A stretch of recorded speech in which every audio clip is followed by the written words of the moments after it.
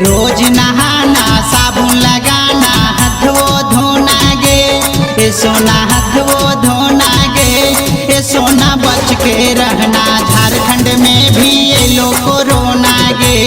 ए सोना बच के रहना झारखंड में भी ये लोग कोरोना गे। रोज नहाना साबुन लगाना हाथ वो धोना गे,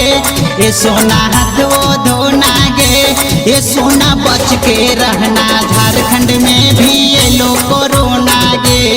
ए सोना बच के रहना झारखंड में भी ये लोग कोरोना।